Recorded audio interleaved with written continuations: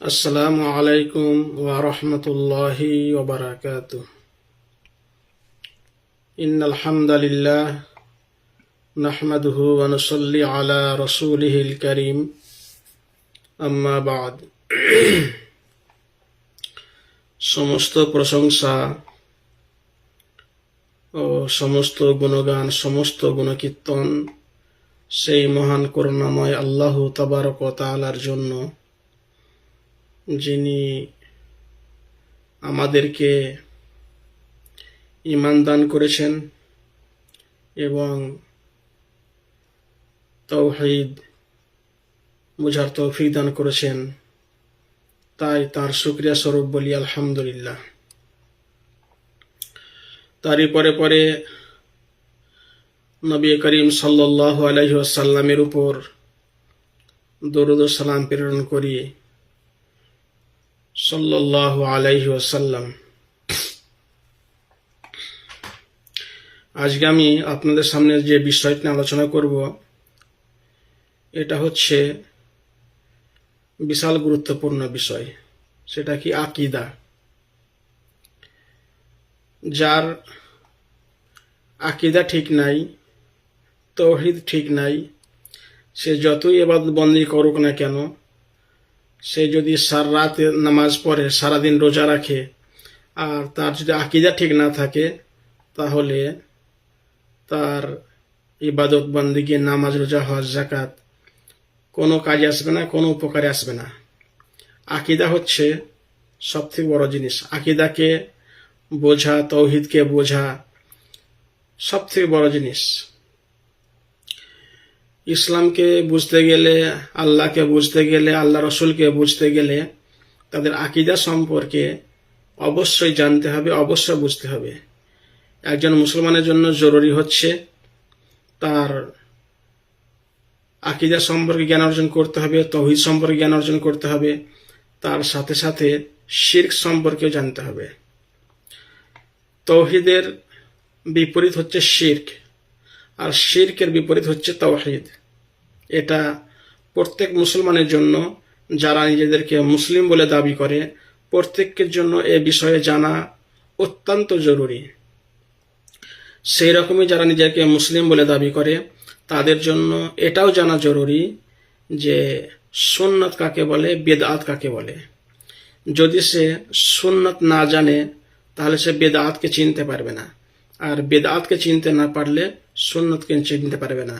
যেমন সুন্নত সম্পর্কে আমাদের জ্ঞান অর্জন করতে হবে, সেই রকম বিদআত সম্পর্কেও আমাদেরকে জ্ঞান অর্জন করতে হবে। কেউ একটা মন গড়া জিনিস তৈরি করলো, খুব সুন্দর, চাকচিক্য, ঝিকঝাক, দেখে তো মনে হচ্ছে খুব সুন্দর কাজ এটা, কিন্তু দেখা গেল সে কাজটা হচ্ছে বিদআত। ইসলামে তার কোনো স্থান নেই, নবী সাল্লাল্লাহু আলাইহি সাল্লাম থেকে তার কোনো প্রমাণ নেই, সাহাবাদের থেকে তার প্রমাণ নেই, তাবিঈনদের থেকে কোনো প্রমাণ নেই। তাহলে জানতে হবে সেই জিনিসটা দেখতে যত সুন্দরই হোক না কেন, তার ফলাফল জিরো, কোনো কাজে আসবে না আখিরাতে। সেম একই রকম একজন মানুষ যত সুন্দর করে ইবাদত করবে না কেন, তার যদি আকীদা ঠিক না থাকে, যদি সে শিরকি পন্থায় ইবাদত করে, তাহলে তার ইবাদত কোনো কাজে আসবে না। তাহলে আকীদা সম্পর্কে জানতে হবে, তাওহীদ সম্পর্কে জানতে হবে, তার সাথে সাথে তাকে শিরক সম্পর্কে জানতে হবে, যে কোনটা শিরক, কোনটা তাওহীদ, কোনটা সুন্নাত, কোনটা বিদআত, এইগুলো সম্পর্কে আমাদের অবশ্যই জানতে হবে। এই বিষয়ে আমাদের পড়াশোনা করতে হবে। যদি পড়াশোনা না করি, কে শেখাবে আমাকে? আমি যদি নিজে পড়াশোনা না করি, আমাকে কে শেখাবে? তার জন্য পড়াশোনা করতে হবে। আজকে একজন আলেম এসে আপনাকে একরকম বলবে, আর একজন এসে আরেক রকম বলবে। প্রত্যেককে তো সে নিজেকে ভালো বলবে, কিন্তু সবাই ভালো বললে তো সবাই ভালো হবে না। ভালো নিশ্চয়ই একজন হবে, সঠিক একটা হবে। সবাই যা বলবে সব সঠিক হতে পারে না। তাহলে সে কোনটা সঠিক, কোনটা বেঠিক, সেটাকে আমাকে জানতে গেলে আমাকে কি করতে হবে? পড়াশোনা করতে হবে। যাচাই বাছাই করার জন্য নিজেকে জ্ঞান অর্জন করতে হবে, পড়াশোনা করতে হবে। নবী সাল্লাল্লাহু আলাইহি সাল্লাম তো বলেছেন, তলাবুল ইলমি ফারিজাতুন আলা কুল্লি মুসলিম। প্রত্যেক মুসলমানের উপরে ইলম অর্জন করা ফরজ। গুরুত্বপূর্ণ একটা বিষয় হচ্ছে ইলম অর্জন করা। আপনি যদি ইলম অর্জন না করেন তাহলে কিন্তু আপনি বুঝতে পারবেন না যে কোনটা ঠিক কোনটা বেঠিক, আপনি বুঝতে পারবেন না। তো আজকে যে বিষয়টা আলোচনা করব সেটা হচ্ছে আকিদাতুত তাওহীদ, তাওহীদের আকিদা, তাওহীদ সম্পর্কে আমাদের কেমন বিশ্বাস রাখতে হবে সেই বিষয়ে আলোচনা করব ইনশাআল্লাহ। ওমা তৌফিকি ইল্লা বিল্লাহ। কিতাবটার নামই রাখা হয়েছে আকিদাতুত তাওহীদ এই কিতাব থেকে। এটা হচ্ছে প্রথম পরিচ্ছেদ। প্রথম পরিচ্ছেদ শুরু হচ্ছে ফি বায়ানিল আকিদাতি ওয়া বায়ানি আহাম্মিয়াতিহা বিইতিবারি আসাসান ইয়াকুমু আলাইহি বিনাউদ্দিন, যার অর্থ হচ্ছে ফি বায়ানিল আকিদাতি ওয়া বায়ানি আহাম্মিয়াতিহা বিইতিবারিহা আসাসান ইয়াকুমু আলাইহি বিনাউদ্দিন, যার বাংলা অর্থ হচ্ছে আকিদার সংজ্ঞা। যার বাংলা অর্থ আকিদার সংজ্ঞা। আকিদার সংজ্ঞা কি সেটা বলা হচ্ছে। আকিদার সংজ্ঞা: দিনের ভিত্তিসমূহ আকিদার উপর স্থাপিত হওয়ার দিক দিয়ে তার গুরুত্ব। দিনের ভিত্তিসমূহ আকিদার উপর স্থাপিত হওয়ার দিক দিয়ে তার গুরুত্ব, মানে আকিদার কি গুরুত্ব, দিনের যে ভিত্তি আছে, ইসলামের যে ভিত্তি, সেই আকিদার উপরে স্থাপিত হওয়ার দিক দিয়ে তার গুরুত্ব কতটা, তাকে দিনের উপর স্থায়ী হতে গেলে তার গুরুত্ব কতটা, সেই বিষয়ে ইনশাআল্লাহ এখানে আলোচনা হচ্ছে। আকিদার আবিধানিক সংজ্ঞা। আকিদার আবিধানিক সংজ্ঞা কি? আকিদা শব্দটি আরবি। আকিদার শব্দ এটা হচ্ছে আরবি শব্দ আল আকদু। শব্দটা কি? আল আকদু শব্দ হতে গৃহীত। আকিদা শব্দটা বার হয়েছে আল আকদু শব্দ থেকে, যার অর্থ কোনো কিছুকে বাধা বা গিরা দেওয়া, কোনো জিনিসকে বাধা অথবা গিঁট দেওয়া। আকদের অর্থ কি? কোনো কিছুকে বাধা বা গিরা দেওয়া। আরবিতে বলা হয় ইতিকাদু কাজা।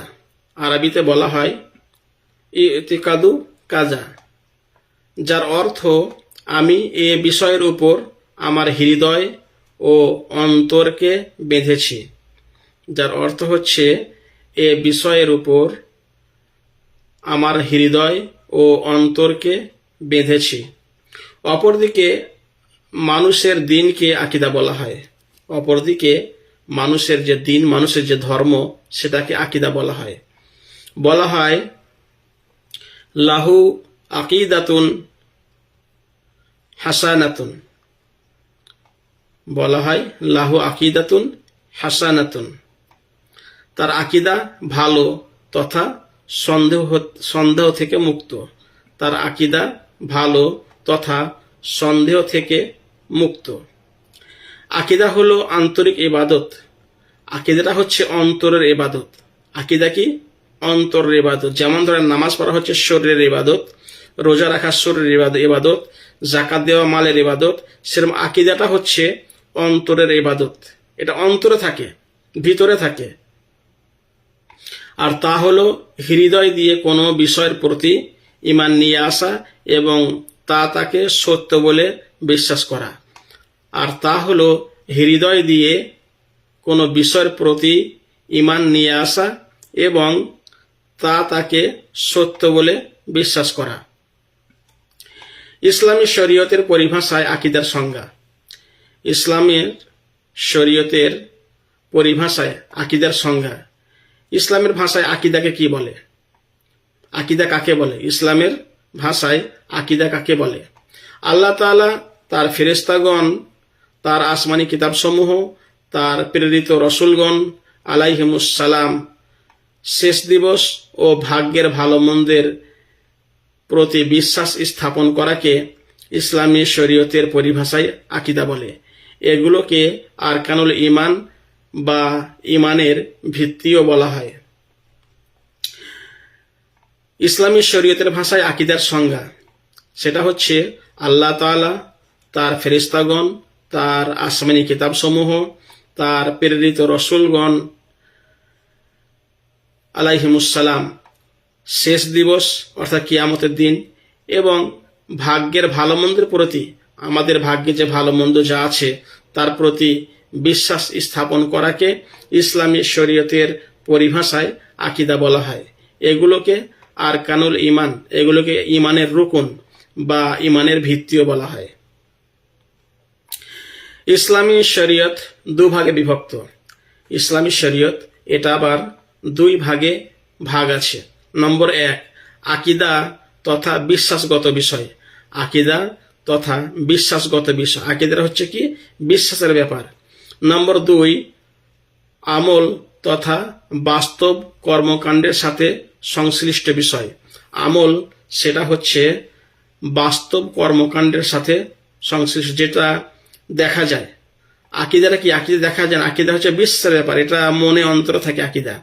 আর আমলটা কি? এটা বাহ্যিকভাবে দেখা যায়, কেউ নামাজ পড়ছে, রোজা রাখছে, হজ করছে, যাকাত দিচ্ছে, এগুলো কিন্তু বাইরের থেকে দেখা যায়। আকীদাগত এটা ওই সকল বিষয় যা আমল বা কর্মপদ্ধতির সাথে সম্পর্কিত নয়। আকীদাগত বিশ্বাস সেটা কি? এটা ওই সকল বিষয় যা আমল বা কর্মপদ্ধতির সাথে সম্পর্কিত নয়। আকীদাটা আমল অথবা কোনো কাজ করা এর সাথে সম্পর্কিত নয়। মানে যেটা বলা হচ্ছে যে কাজ করলে তো দেখা যায়, কিন্তু আকীদাটা তো দেখা যায় না, সেটাই বলতে চাচ্ছে। যেমন আল্লাহ তাআলা আমাদের রব, আল্লাহ তাআলা আমাদের রব এবং তার ইবাদত করা আবশ্যক, এ বিশ্বাস রাখা। আল্লাহ তাআলা আমাদের রব, এটা আমাদের অন্তরের ব্যাপার, বিষয়, এটা বাইরে কেউ দেখতে পাবে না। আল্লাহ তাআলা আমাদের রব এবং ইবাদত করা আবশ্যক, ইবাদত করতে হবে, যে বিশ্বাস করা, ইবাদত যে করতে, এটা বিশ্বাস করা, এটা অন্তরের বিষয়, এ বিশ্বাস রাখা। এছাড়াও উল্লেখিত ঈমানের অন্যান্য রুকুন বা ভিত্তি সমূহের উপর বিশ্বাস স্থাপন করা, এবং আরো উপরে যেগুলো বলা হলো, ফেরেশতাদের উপর বিশ্বাস করা, কিয়ামতের উপর বিশ্বাস করা, নবী রাসূলদের উপর বিশ্বাস করা, এগুলো বলা হচ্ছে। এছাড়াও উপরে যেগুলো উল্লেখিত হলো, ঈমানের অন্যান্য রুকুন বা ভিত্তি সমূহের উপর বিশ্বাস স্থাপন করা, এগুলোকে আসলি বা মূল বিষয় বলা হয়। এই সমস্ত বিষয়গুলোকে আসল বা মূল বলা হয়। আমলগত বিষয়, আমলগত বিষয় এটা ওই সকল বিষয় যা আমল বা কর্মপদ্ধতির সাথে সম্পর্কযুক্ত। আমলগত বিষয় এটা ওই সকল বিষয় যা আমল বা কর্মপদ্ধতির সাথে সম্পর্কযুক্ত।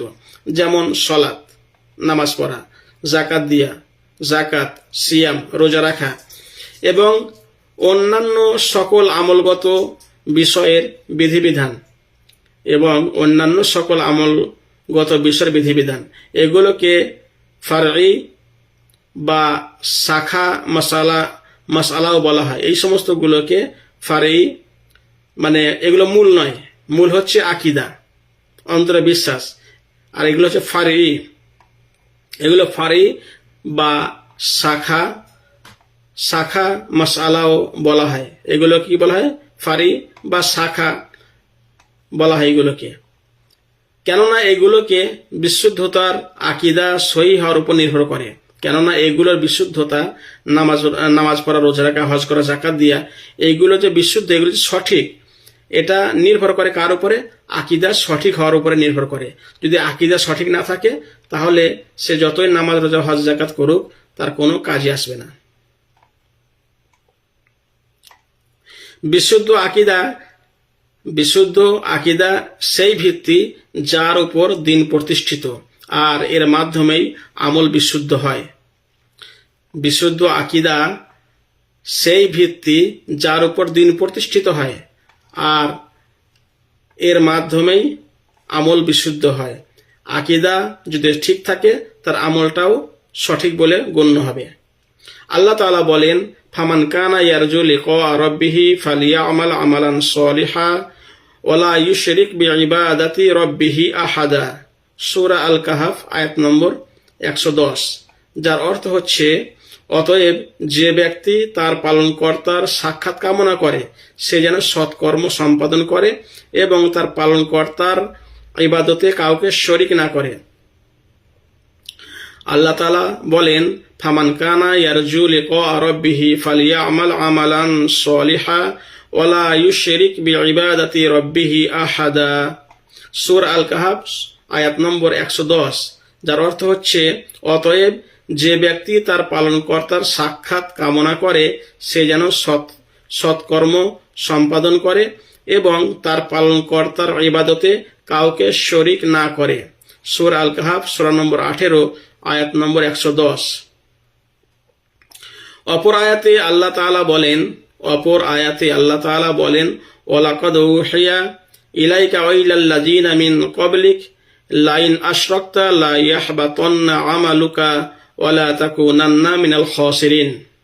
সূরা আজ-জুমার আয়াত নম্বর 65, যার অর্থ হচ্ছে, আপনার প্রতি এবং আপনার পূর্ববর্তীদের প্রতি প্রত্যাদেশ করা হয়েছে, যদি আল্লাহর শরিক স্থির করেন তবে আপনার কর্ম নিষ্ফল হবে এবং আপনি ক্ষতিগ্রস্তদের একজন হবেন। সূরা আজ-জুমার সূরা নম্বর 39 আয়াত নম্বর 65। আল্লাহ তাআলা আরো বলেন, ফা'বুদিল্লাহা মুখলিসান লাহুদ্দীনা আলা লিল্লাহিদ্দীনুল খালিস। সূরা জুমার আয়াত 2-3, যার অর্থ হচ্ছে, অতএব আপনি ইখলাস বা নিষ্ঠার সাথে আল্লাহর ইবাদত করুন। যার অর্থ হচ্ছে, অতএব আপনি ইখলাস ও নিষ্ঠার সাথে আল্লাহর ইবাদত করুন। জেনে রাখুন, নিষ্ঠাপূর্ণ ইবাদত আল্লাহরই নিমিত্তে। জেনে রাখুন, নিষ্ঠাপূর্ণ ইবাদত আল্লাহরই নিমিত্তে। সূরা জুমার সূরা নম্বর 39 আয়াত 2-3। এই আয়াতগুলো এবং অনুরূপ আরো অনেক আয়াত প্রমাণ করে যে শিরক মুক্ত না হলে কোনো আমলই আল্লাহর দরবারে গৃহীত হয় না।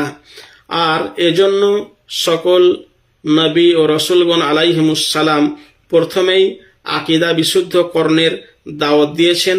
তারা প্রথমে স্বীয় উম্মত দিগকে এক আল্লাহর ইবাদত করা এবং আল্লাহ তাআলা ব্যতীত অন্যের ইবাদত ত্যাগ করার দাওয়াত দিয়েছেন। এই আয়াতগুলো এবং অনুরূপ আরো অনেক আয়াত প্রমাণ করে যে শিরক মুক্ত না হলে কোনো আমলই আল্লাহর দরবারে গৃহীত হয় না, মানে আল্লাহর কাছে গ্রহণযোগ্য হয় না। আর এজন্য সকল নবী ও রাসূলগণ আলাইহিমুস সালাম প্রথমেই আকীদা বিশুদ্ধ করণের দাওয়াত দিয়েছেন, যে আকীদা বিশুদ্ধ করতে হবে। তারা প্রথমে স্বীয় উম্মতকে এক আল্লাহর ইবাদত করা এবং আল্লাহ ব্যতীত অন্যের ইবাদত ত্যাগ করার দাওয়াত দিয়েছেন। আল্লাহ তাআলা বলেন, ওয়ালাকাদ বাআসনা ফি কুল্লি উম্মাতির রাসূলা আন ইয়াবুদুল্লাহা ওয়াজতানিবুত তাগুত। সূরা আন-নাহল আয়াত নম্বর 36, যার অর্থ হচ্ছে, আমি প্রত্যেক জাতির মধ্যেই রসুল প্রেরণ করেছি এই মর্মে যে তোমরা আল্লাহর ইবাদত করো এবং তাগুত বর্জন করো। সূরা আন-নাহল সূরা নম্বর 16 আয়াত নম্বর 36। প্রত্যেক রসুলগণ তাদের উম্মতদেরকে সর্বপ্রথম এই বলে সম্বোধন করেছেন। প্রত্যেক রসুলগণ তাদের উম্মতকে সর্বপ্রথম এই বলেই সম্বোধন করেছেন, উবুদুল্লাহ মা লাকুম মিন ইলাহিন গায়রুহ। সূরা আরাফ আয়াত নম্বর 59, 65, 73, 85, যার অর্থ হচ্ছে, তোমরা আল্লাহর ইবাদত করো, তিনি ব্যতীত তোমাদের কোনো দ্বিতীয় ইলাহ নেই, অর্থাৎ দ্বিতীয় কোনো মাবুদ উপাস্য নেই। নূহ আলাইহিস সালাম, হুদ আলাইহিস সালাম, সালেহ আলাইহিস সালাম, শুআয়ব আলাইহিস সালাম এবং সকল নবীগণ আলাইহিমুস সালাম স্বীয় উম্মতকে এ কথাই বলেছেন। নূহ আলাইহিস সালাম, হুদ আলাইহিস সালাম, সালেহ আলাইহিস সালাম, শুআয়ব আলাইহিস সালাম এবং সকল নবীগণ আলাইহিমুস সালাম স্বীয় উম্মতকে এ কথাই বলেছেন যে একমাত্র আল্লাহর ইবাদত করো।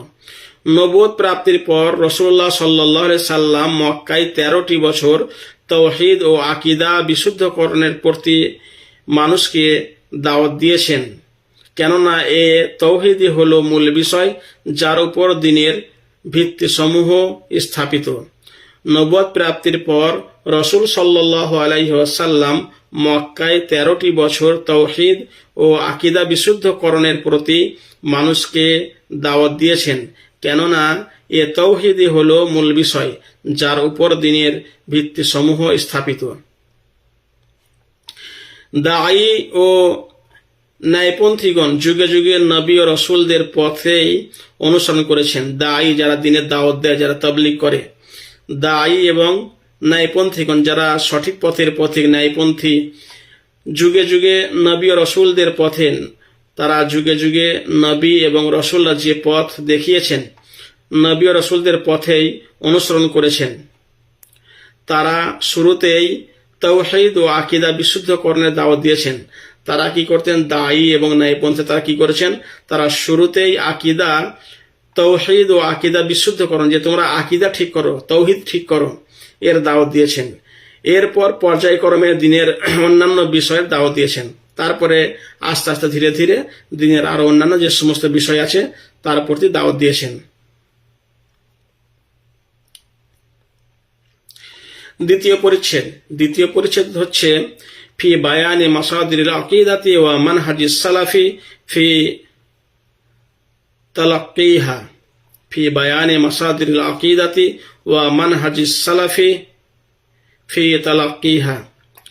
সহিহ আকীদার উৎস ও তা গ্রহণে সালাফে সালেহিনগণের নীতি। সহিহ আকীদার উৎস ও তা গ্রহণে সালাফে সালেহিনগণের নীতি। আকীদা তাওকীফি বিষয়। আকীদা তাওকীফি বিষয়। তাওকীফি বলতে আল্লাহ তাআলা ও তার রাসূল সাল্লাল্লাহু আলাইহি সাল্লামের কথাই সীমাবদ্ধ। আকীদা তাওকীফি বিষয়, যার অর্থ হচ্ছে আল্লাহ তাআলা ও তার রাসূল সাল্লাল্লাহু আলাইহি ওয়াসাল্লামের কথাই সীমাবদ্ধ। অতএব শরীয়ত প্রবর্তকের পক্ষ থেকে প্রমাণ না পাওয়া গেলে তা সাব্যস্ত হবে না।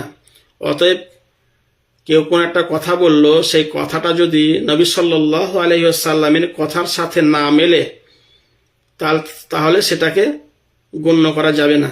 অতএব শরীয়ত প্রবর্তকের পক্ষ থেকে প্রমাণ না পাওয়া গেলে তা সাব্যস্ত হবে না। কেউ কোনো কথা বলল, সে কথাটা না আল্লাহ বলেছেন না রসুল বলেছেন, এরকম যদি হয়, আল্লাহ ও রসুল যদি কোনো কথা না বলে থাকে আর কোনো কথা যদি কেউ নিজে থেকে বানিয়ে নেয়, তাহলে সে কথাটা গ্রহণযোগ্য হবে না, সেটা মানা যাবে না।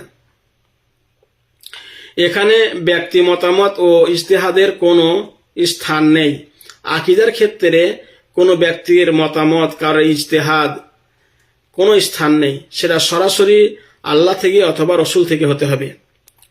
সঙ্গত কারণে আকীদার মূল উৎস হলো কোরআন ও সহিহ সুন্নাহ। সঙ্গত কারণেই আকীদার মূল উৎস হলো কোরআন ও সহিহ সুন্নাহ। আকীদার বিষয়ে আল্লাহ ও তার রসুল ছাড়া কারোর কথা মানা যাবে না, যে যত বড় যাই হোক না কেন। এটা আমাদের বুঝতে হবে, যে যত বড়ই যাই হোক, আকীদার ক্ষেত্রে কারোর কোনো ইজতিহাদ, কারোর কোনো যুক্তি, তর্ক কিচ্ছু মানা যাবে না। সেটা শুধুমাত্র আকীদা হতে হবে কোরআন এবং হাদিস থেকে, নবী সাল্লাল্লাহু আলাইহি সাল্লামের সহিহ সুন্নাহ থেকে। কেননা আল্লাহ তাআলা তার উপর ওয়াজিব বিষয়াবলী এবং যে কোনো বিষয় থেকে তাকে মুক্ত বলে বিশ্বাস করতে হবে। কেননা আল্লাহ তাআলা তার জন্য ওয়াজিব বিষয়াবলী এবং যে কোনো বিষয় থেকে তাকে মুক্ত বলে বিশ্বাস করতে হবে, যে মুক্ত বলে বিশ্বাস করতে হবে। সে সম্পর্কে আল্লাহর চেয়ে বেশি কেউ জানে না। আর আল্লাহর পরে এ বিষয়াবলী সম্পর্কে রাসূলুল্লাহ সাল্লাল্লাহু আলাইহি সাল্লামের হতে কেউ বেশি জ্ঞান রাখে না। অর্থাৎ আকীদা সম্পর্কে আল্লাহ কি বলেছেন এবং নবী সাল্লাল্লাহু আলাইহি সাল্লাম কি বলেছেন, সেটাই আমাদেরকে জানতে হবে। কেউ যদি সেখানে ব্যাখ্যা করতে আসে, আল্লাহ একটা কথা বলে তার মধ্যে একজন ব্যাখ্যা করতে চলে আসলো, নবী সাল্লাল্লাহু আলাইহি সাল্লাম একটা কথা বলেছেন, তার উপরে কেউ ব্যাখ্যা করতে চলে আসলো যে না না না, এটা তো এরকম তো হতে পারে, এসব কোনো কথা চলবে না। সেখানে একমাত্র আল্লাহ ও তার রাসূল সাল্লাল্লাহু আলাইহি সাল্লামের কথাই হচ্ছে শেষ কথা আকীদার বিষয়ে। এজন্য সালাফে সালেহিন এবং তাদের অনুসারীগণের নীতি হলো কেবলমাত্র কোরআন ও সুন্নাহ বা হাদিস থেকে আকীদা গ্রহণ করতে হবে। এজন্য সালাফে সালেহিন এবং তাদের অনুসারীগণের নীতি হলো কেবলমাত্র কোরআন ও সুন্নাহ বা হাদিস থেকেই আকীদা গ্রহণ করতে হবে। কোরআন ও সুন্নাহ আল্লাহর ক্ষেত্রে যা বর্ণিত হয়েছে তার প্রতি ঈমান রাখেন, সে অনুযায়ী আকীদা পোষণ করত আমল করেন। আর আল্লাহর ক্ষেত্রে কোরআন হাদিসে যা উল্লেখ করা হয়নি তা থেকে আল্লাহকে মুক্ত মনে করতে হবে, তা মুক্ত মনে করত তা পরিত্যাগ করতে হবে। এজন্য আকীদা বিষয়ে তাদের মাঝে কোনো মতবিরোধের সৃষ্টি হয়নি, বরং তাদের সকলের আকীদা ও জামাত এক ছিল। কারণ যারা কোরআন ও হাদিসকে মজবুতভাবে ধারণ করবে, আল্লাহ তাআলা তাদের একতা, আকীদার বিশুদ্ধতা এবং একক নীতিমালা হওয়ায় দায়িত্ব নিয়েছেন। কোরআন ও সুন্নাহ আল্লাহর ক্ষেত্রে যা বর্ণিত হয়েছে, কোরআন সুন্নাতে আল্লাহর বিষয়ে যেটা বলা হয়েছে তার প্রতি তারা ঈমান রাখেন, অর্থাৎ সালাফে সালেহিন তার প্রতি ঈমান রাখেন। সে অনুযায়ী আকীদা পোষণ করে আমল করেন এবং সে অনুযায়ী আকীদা পোষণ করে এবং আমল করে। আর আল্লাহর ক্ষেত্রে কোরআন হাদিসে যা উল্লেখ করা হয়নি, আল্লাহর ক্ষেত্রে কোরআন হাদিসে যেটা বলা হয়নি তা থেকে আল্লাহকে মুক্ত মনে করত তা পরিত্যাগ করতে হবে। আল্লাহর ক্ষেত্রে যে কোরআন হাদিসে যেটা বলা হয়নি সেটা থেকে মুক্ত মনে করতে হবে, এবং যদি কেউ কোরআন হাদিসের বাইরে কিছু বলে সেটাকে পরিত্যাগ করতে হবে। এজন্য আকীদা বিষয়ে তাদের মাঝে কোনো মতবিরোধের সৃষ্টি হয়নি। এজন্য সালাফে সালেহিনদের মধ্যে আকীদা বিষয়ে কোনো মতভেদ হয়নি, বরং তাদের সকলের আকীদা ও জামাত এক ছিল। সালাফে সালেহিনের ক্ষেত্রে কি আকীদা এবং তাদের একটা জামাত ছিল, তাদের 2 বা 3 বা 4 এর কোনো মতবিরোধ হয়নি। কারণ যারা কোরআন ও হাদিসকে মজবুতভাবে ধারণ করবে, আল্লাহ তাআলা তাদের একতা, আকীদার বিশুদ্ধতা এবং একক নীতিমালা হওয়ার দায়িত্ব নিয়েছেন।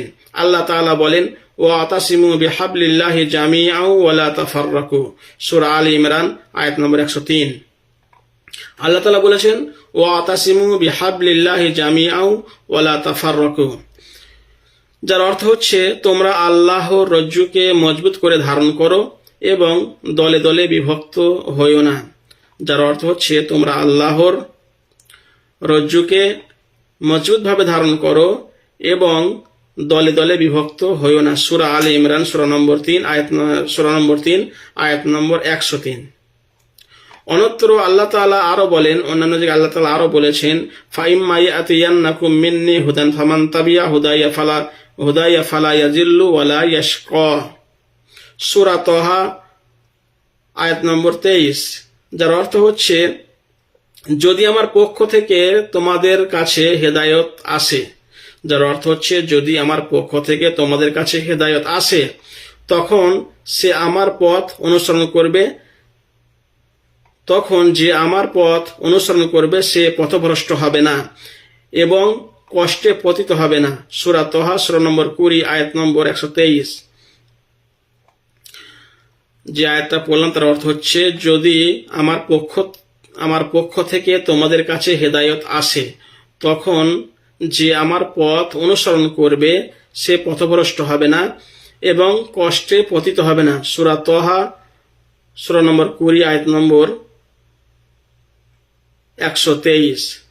অর্থাৎ আল্লাহ তাআলা বলছেন আমার পক্ষ থেকে যখন তোমাদের কাছে হেদায়েত আসবে সেটাকে তোমরা মেনে নেবে, তাহলে তোমরা পথভ্রষ্ট হবে না।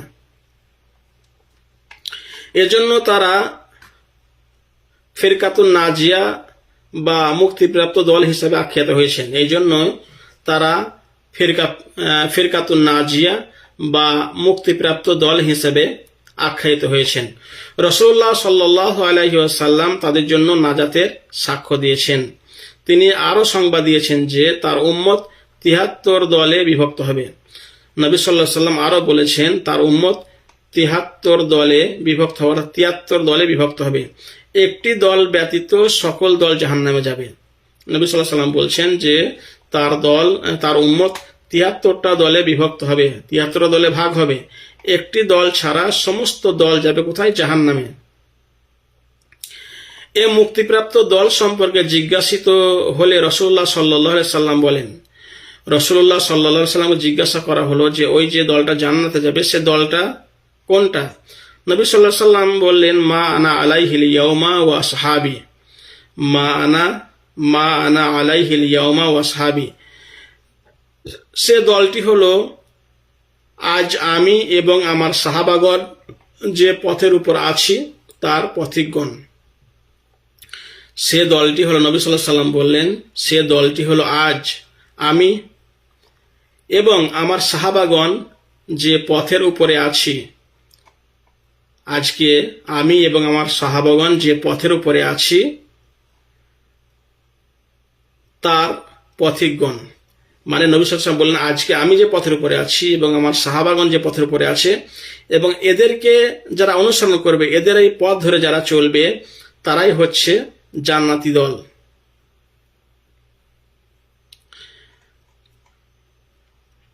এটা হাদিসটা হাসান, তিরমিজি হাদিস নম্বর 2641, মুস্তাদরাকে হাকিম হাদিস নম্বর 444 ও মুসনাদে আহমদে এই হাদিসটা বর্ণিত হয়েছে। মা আনা আলাইহিল ইয়াউমা ওয়া আসহাবি। রাসূলুল্লাহ সাল্লাল্লাহু আলাইহি সাল্লামের বাণী সত্যে প্রমাণিত হয়েছে। রাসূলুল্লাহ সাল্লাল্লাহু আলাইহি সাল্লামের বাণী সত্যে পরিণত হয়েছে। কিছু মানুষ যখন কোরআন ও সুন্নাহ ছেড়ে গ্রিকদের নিকট হতে ধার করা ইলমুল কালাম বা তর্কবিদ্যা ও ইলমে মান্তিক বা যুক্তিবিদ্যার উপর আকীদার ভিত্তি স্থাপন করেছে, তখনই আকীদার ক্ষেত্রে পদস্খলন ও বিভক্তি শুরু হয়েছে, যার দরুন ইসলামী একতা নষ্ট ও দলাদলি সৃষ্টি হয়ে ইসলামী সমাজ গঠন প্রক্রিয়া ভেস্তে গেছে। রাসূলুল্লাহ সাল্লাল্লাহু আলাইহি সাল্লামের এ বাণী সত্যে পরিণত হয়েছে। কিছু মানুষ যখন কোরআন ও সুন্নাহ ছেড়ে গ্রিকদের নিকট হতে ধার করা ইলমুল কালাম বা তর্কবিদ্যা ও ইলমে মান্তিক বা যুক্তিবিদ্যার উপর আকীদার ভিত্তি স্থাপন করেছে, তখনই আকীদার ক্ষেত্রে পদস্খলন ও বিভক্তি শুরু হয়েছে, যার দরুন ইসলামী একতা নষ্ট ও দলাদলি সৃষ্টি হয়ে ইসলামী সমাজ গঠন প্রক্রিয়া ভেস্তে গেছে। তাহলে এতে বোঝা গেল যে আকীদার ক্ষেত্রে আল্লাহ ও আল্লাহ রসুলের কথা হচ্ছে শেষ কথা। তার উপরে কোনো যুক্তি, কোনো তর্ক, কোনো জ্ঞান দেওয়া যে না এখানে আল্লাহ এই বলতে চেয়েছেন, এখানে রসুল এই বলতে চেয়েছেন, বলা যাবে না। পরিষ্কার কোরআন এবং হাদিস কি বলছে সেটাই আমাদেরকে অন্ধের মতো মেনে নিতে হবে। তার উপরে কোনো রকম কথাই কি বলে পণ্ডিতি করা যাবে না, তাহলে সে তার আকীদা নষ্ট করবে। তৃতীয় পরিচ্ছেদ, ফি বায়ানিল ইনহিরাফি আনিল আকিদাতি ওয়া সুবুলিত তাওয়াক্কা মিনহু। সঠিক আকীদা হতে পদস্খলন এবং তা হতে বাঁচার উপায়। সঠিক আকীদা হতে পদস্খলন এবং তা হতে বাঁচার উপায়। সহি আকীদা হতে পদস্খলনে ধ্বংস ও ক্ষতি অনিবার্য।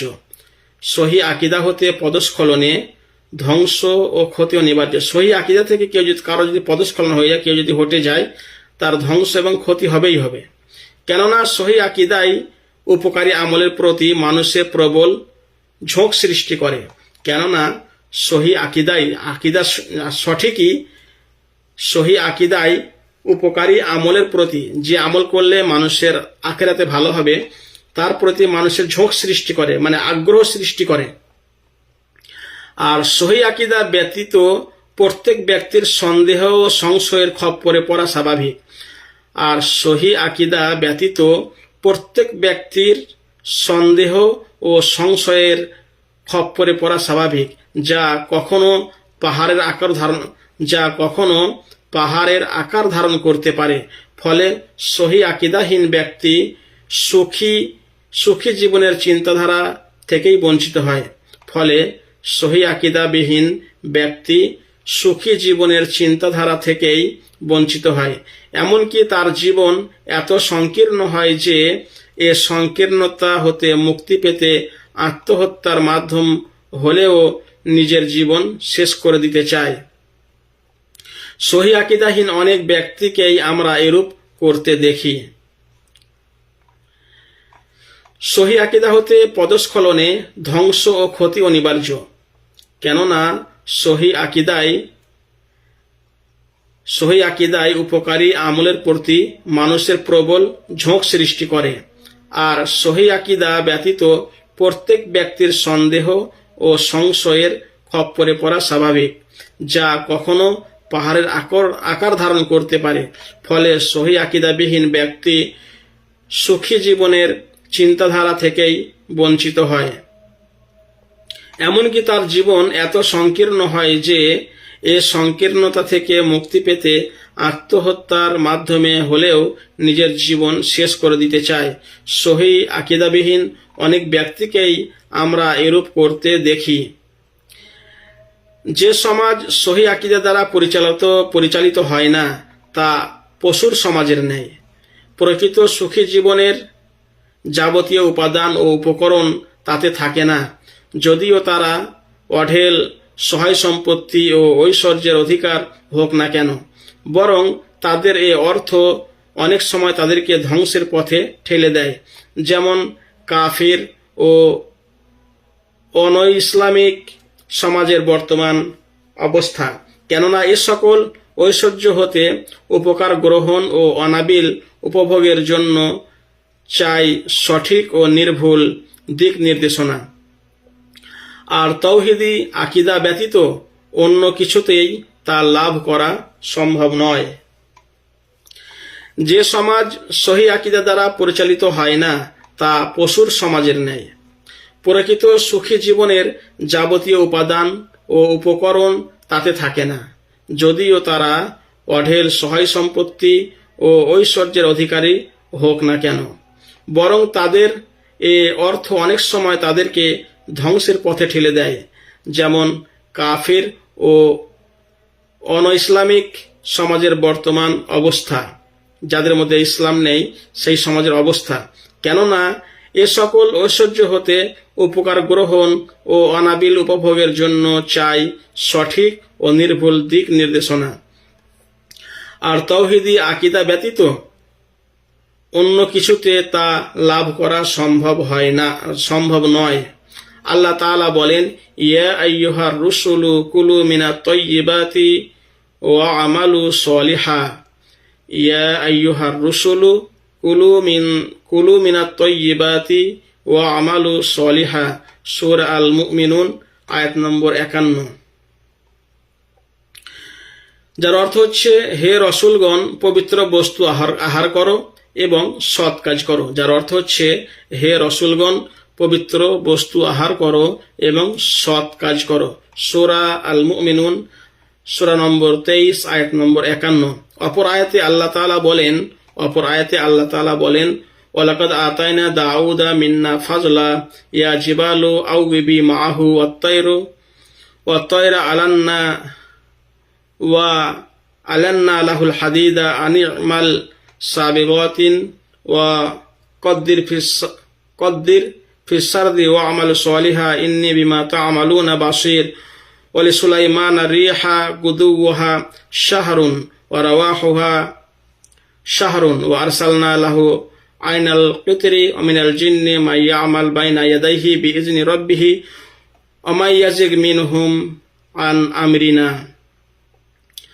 নুজিকহু মিন আযাবিস সাইরি ইয়া'মালুনা লাহু মা ইয়াশাউ মিন মাহারিবা ওয়া তামাসিলা ওয়া জিফানিন কাল জাওয়াবি ওয়া কুদুরিন রাসিয়াত ইয়া'মালু আলা দাউদা শুকরান ওয়া কালিলুম মিন ইবাদিয়াশ শাকুর।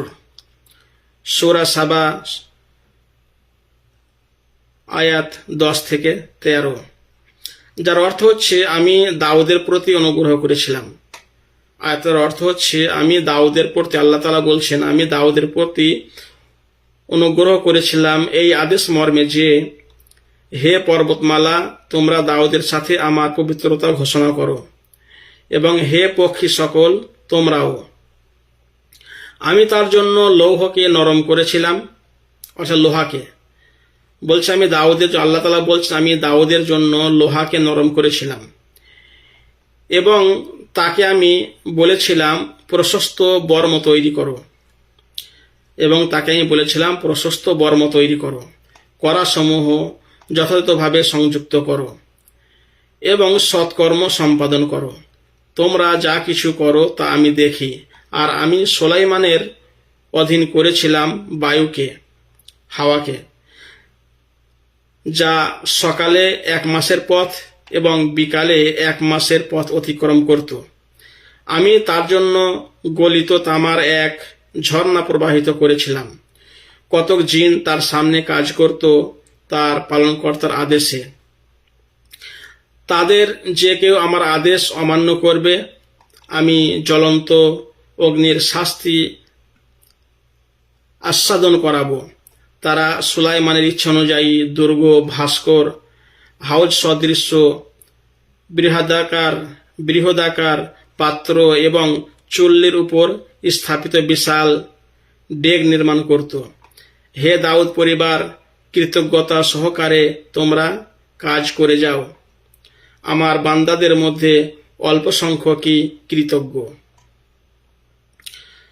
অর্থটা আরেকবার পড়ি। আমি দাউদের প্রতি অনুগ্রহ করেছিলাম এই মর্মে যে, আল্লাহ তাআলা বলছেন আমি দাউদের প্রতি অনুগ্রহ করেছিলাম এই আদেশ মর্মে যে, হে পর্বতমালা তোমরা দাউদের সাথে আমার পবিত্রতা ঘোষণা করো এবং হে পক্ষী সকল তোমরাও। আমি তার জন্য লৌহকে নরম করেছিলাম এবং তাকে আমি বলেছিলাম প্রশস্ত বর্ম তৈরি করো, করাসমূহ যথাযথভাবে সংযুক্ত করো এবং সৎকর্ম সম্পাদন করো। তোমরা যা কিছু করো আমি তা দেখি।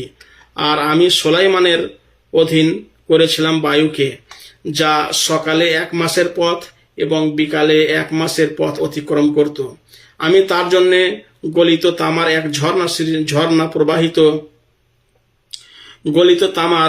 ঝর্ণা প্রবাহিত করেছিলাম। কতক জিন তার সামনে কাজ করত তার পালনকর্তার আদেশে। তাদের যে কেউ আমার আদেশ অমান্য করবে আমি জ্বলন্ত অগ্নির শাস্তি আস্বাদন করাবো। তারা সুলাইমানের ইচ্ছানুযায়ী দুর্গ, ভাস্কর, হাউজ সদৃশ্য বৃহদাকার পাত্র এবং চুল্লির উপর স্থাপিত বিশাল ডেক নির্মাণ করত। হে দাউদ পরিবার, কৃতজ্ঞতা সহকারে তোমরা কাজ করে যাও। আমার বান্দাদের মধ্যে অল্প সংখ্যকই কৃতজ্ঞ। সূরা সাবা, সূরা নম্বর 34, আয়াত নম্বর 10 থেকে 13।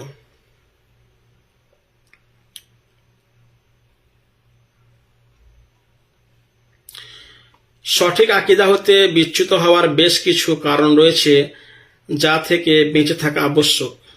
সঠিক আকীদা হতে বিচ্যুত হওয়ার বেশ কিছু কারণ রয়েছে যা থেকে বেঁচে থাকা আবশ্যক। গুরুত্বপূর্ণ কারণগুলি নিচে আসছে। নম্বর 1, সঠিক আকীদা সম্পর্কে অজ্ঞতা। 1 নম্বর বলা হচ্ছে সঠিক আকীদা সম্পর্কে অজ্ঞতা, মানে আকীদা সম্পর্কে সে জানে না। তার শিক্ষণ প্রশিক্ষণ থেকে মুখ ফিরিয়ে নেওয়া বা তার প্রতি গুরুত্ব কম দেওয়ার কারণ, মানে আকীদা সম্পর্কে পড়াশোনা থেকে মুখ ফিরিয়ে নেওয়া এবং আকীদা যে কতটা গুরুত্ব সে বিষয়ে গুরুত্ব না দেওয়া। এমনকি পরবর্তীতে এমন এক প্রজন্ম আসবে যারা বাপদাদার আকীদা এবং তার পরিপন্থী বিষয় সম্পর্কে কিছুই জানে না। এমনকি পরবর্তীতে এমন এক প্রজন্ম আসবে যারা বাপদাদার আকীদা এবং তার পরিপন্থী বিষয় সম্পর্কে কিছুই জানে না। ফলে তারা সত্যকে মিথ্যা এবং মিথ্যাকে সত্য বলে বিশ্বাস করবে। ফলে তারা সত্যকে মিথ্যা মনে করবে এবং মিথ্যাকে তারা সত্য বলে বিশ্বাস করবে।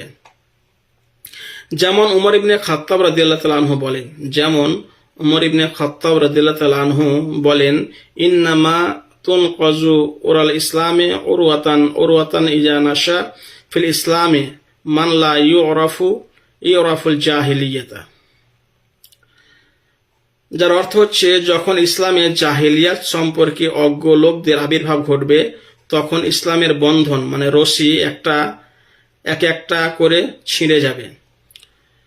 যার অর্থ হচ্ছে, যখন ইসলামে জাহিলিয়াত মানে জাহেলদের যুগ, যখন ইসলামে জাহিলিয়াত সম্পর্কে অজ্ঞ লোকদের আবির্ভাব ঘটবে, ইসলামের মধ্যে যখন জাহিলিয়াত সম্পর্কে অজ্ঞ লোকদের আবির্ভাব ঘটবে, মানে জাহিলিয়াত সম্পর্কে অজ্ঞ লোকদের আবির্ভাব ঘটবে, মানে জাহিলিয়াত কি ছিল এই বিষয়ে যখন মানুষের আবির্ভাব ঘটবে তখন ইসলামের রশ্মি একটা একটা করে ছিঁড়ে যাবে। তখন ইসলামের যে রশ্মিগুলো একটা একটা করে ছিঁড়ে যাবে আস্তে আস্তে। তার মানে তারা তো জানে না যে ইসলাম কি আর ইসলাম নয় কি, এটা তো জানে না। তাদের সামনে যেটা আসবে সেটাকে তারা ইসলাম মনে করবে। এই জন্য আকীদা সম্পর্কে আমাদের পড়াশোনা করা অবশ্যই দরকার। যখন ইসলামের জাহিলিয়াত সম্পর্কে অজ্ঞ লোকদের আবির্ভাব ঘটবে তখন ইসলামের বন্ধন অর্থাৎ রশি একটা একটা করে ছিঁড়ে যাবে। নম্বর 2, বাতিল জানার পরও বাপদাদার ভ্রান্ত আকীদা বা মতামতকে গোঁড়ামি বশত আঁকড়ে থাকা, ফলে বিপরীত বিষয়গুলো সত্য হলেও তা ত্যাগ করা। 2 নম্বর বলা হচ্ছে, বাতিল জানার পরও বাপদাদার ভ্রান্ত আকীদা বা মতামতকে গোঁড়ামি বশত আঁকড়ে থাকা, মানে জানছে যে জিনিসটা বাতিল। বর্তমানে দেখা যাচ্ছে বহু মানুষ জানছে জিনিসটা বাতিল, কিন্তু বলছে আর বাপদাদা তো করে গেছে, আমার বাপদাদা কি কিছু জানতো না, আমার বাপদাদারা কি কিছু পড়াশোনা করেনি, আমাদের বাপদাদাদের কি কোনো জ্ঞান বুদ্ধি ছিল না। মানে বাপদাদার দোহাই দিয়ে সেই ভ্রান্ত আকীদা ভুল আকীদাকে তারা গোঁড়ামি করে বসে থাকবে যে না তুমি সত্য বললে তোমার কথা আমরা মানবো না, আমার বাপদাদা যেটা করেছে আমরা সেটাই করব। বাতিল জানার পরও বাপদাদার ভ্রান্ত আকীদা বা মতামতকে গোঁড়ামি বশত আঁকড়ে থাকা, ফলে বিপরীত বিষয়গুলো সত্য হলেও মানে বাপদাদা যেগুলো করে আসছে তার যে বিপরীত বিষয়গুলো যদি সত্যও হয় তবুও সেটাকে ত্যাগ করবে, যে আমার বাপদাদা করেনি আমরা করব না, আমার বাপদাদা এরকম করে এসছে আমরা সেটাই করব, তুমি হাদিস কোরআন থেকে যতই বলো তোমার কথা আমরা মানব না। এটা বর্তমান বিশ্ব সময়ে চলছে। যেমন আল্লাহ তাআলা বলেন ওয়াইজা কিল লাহুমুত্তাবিউ মা আনজালাল্লাহু ক্বালু বাল নাত্তাবিউ মা আলফাইনা আলাইহি আবাআনা আওয়ালাউ কানা আবাউহুম লা ইয়াকিলুনা শাইআন ওয়া লা ইয়াহতাদুন, সূরা আল বাকারা আয়াত নম্বর 180। ওয়াইজা কিল লাহুমুত্তাবিউ মা আনজালাল্লাহু ক্বালু বাল নাত্তাবিউ মা আলফাইনা আলাইহি আবাআনা আওয়ালাউ কানা আবাউহুম লা ইয়াকিলুনা শাইআন ওয়া লা ইয়াহতাদুন। যার অর্থ হচ্ছে যখন তাদেরকে কেউ বলে যে সে বিধানেরই অনুগত্য করো যা আল্লাহ তাআলা নাজিল করেছেন, তখন তারা বলে কখনো না, আমরা তো সে বিষয়ের অনুসরণ করব যাতে আমরা আমাদের বাপদাদাদেরকে দেখেছি, যদিও তাদের বাপদাদারা কিছুই জানতো না সরল পথ। সূরা বাকারা সূরা নম্বর 2 আয়াত নম্বর 170। যার অর্থ হচ্ছে, আর যখন তাদেরকে কেউ বলে সে বিষয়ে অনুগত্য করো যা আল্লাহ নাজিল করেছে। নবী সাল্লাল্লাহু আলাইহি সাল্লাম যখন নবুয়ত প্রাপ্ত হলেন, তারপর যখন মক্কার কাফেরদের কাছে দাওয়াত দিতে গেলেন তখন তারা এটাই বলেছিল যে তোমার কথা আমরা মানব না, আমরা আমাদের বাপদাদাকে যে রাস্তায় পেয়েছি আমরা সে রাস্তায় চলবো, তোমার কথা আমরা শুনবো না। সেম এই জামানাতেও চলছে। তাদের সামনে যদি কোরআন এবং হাদিস থেকে বুঝিয়ে দেওয়া হয় যে তুমি যে কাজটা করছো, তুমি যেটা বলছো এটা ভুল, কোরআন হাদিস এই বলছে, তখন তারা কি বলে, তা আমাদের পীর সাহেব, আমাদের মৌলানা সাহেব, আমাদের অমুক, আমাদের তমুক, তারা কি কিছু জানতো না, তারা কি কিছু জানে না? কিন্তু তারা একবার বোঝে না যে না, তিনাদের ভুল হতে পারে, তিনারা মানুষ মাত্রই ভুল হতে পারে, কিন্তু এরা বুঝতে চায় না।